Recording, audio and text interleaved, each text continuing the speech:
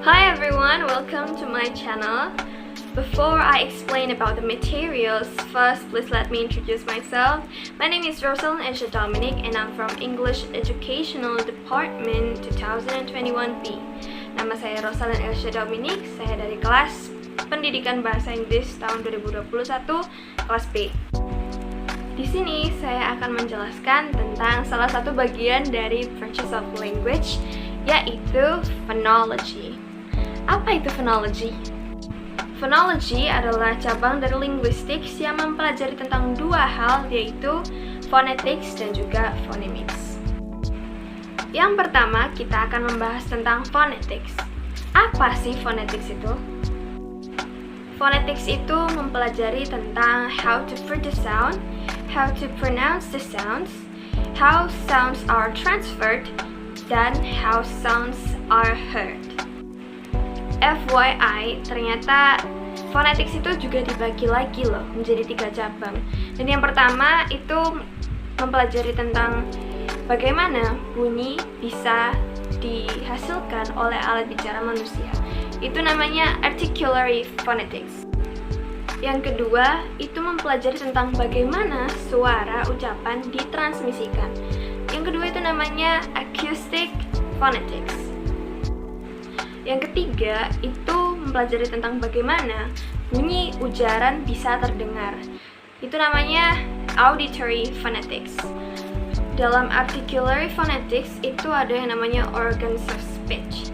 Yang pertama itu ada yang namanya articulator, yaitu organ mulut yang bagian bawah. Contohnya seperti gigi bagian bawah, bibir bagian bawah, dan juga lidah. Sedangkan yang bagian atas itu namanya places of articulations, merupakan bagian-bagian mulut yang di bagian atas itu seperti gigi bagian atas atau bibir bagian atas. Terus ada juga yang namanya alveolar ridge. Alveolar ridge itu terletak di bagian belakang gigi kelinci kita. Itu juga bagian termasuk bagian mulut yang di atas. Berikut adalah contoh gambar di mana supaya kita tahu yang mana places of articulations dan yang mana yang articulator. Yang places of articulations tuh yang gigi bagian atas, ada alveolar juga, terus ada bibir bagian atas juga. Sedangkan yang articulator itu seperti lidah, bibir bagian bawah, dan juga gigi bagian bawah.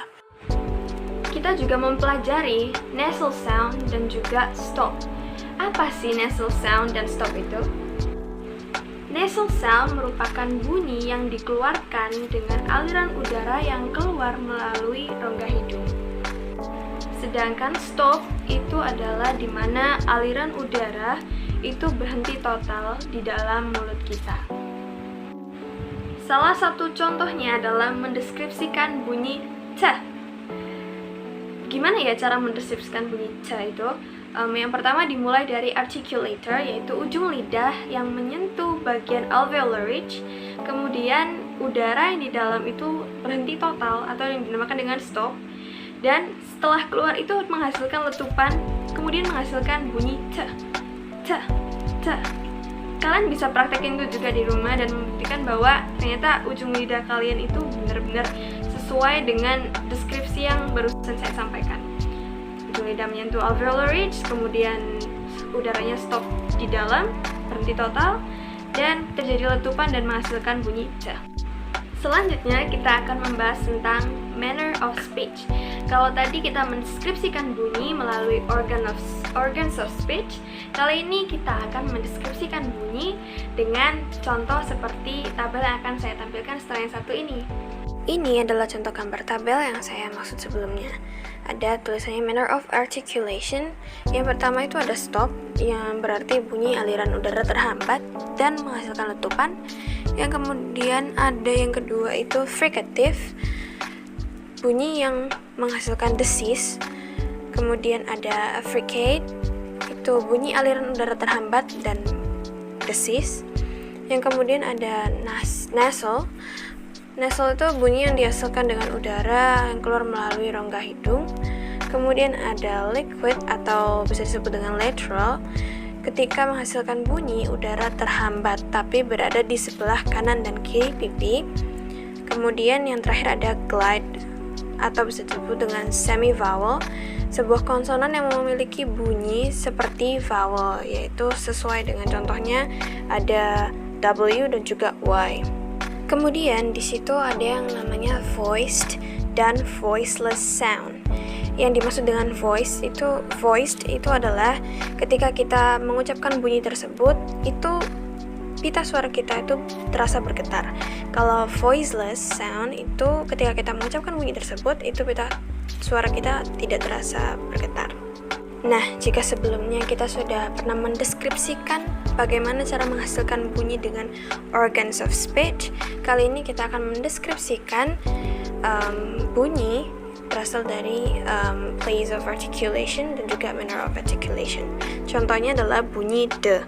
Cara menghasilkan bunyi de itu adalah dengan mencoba apakah pita suara kita bergetar atau tidak.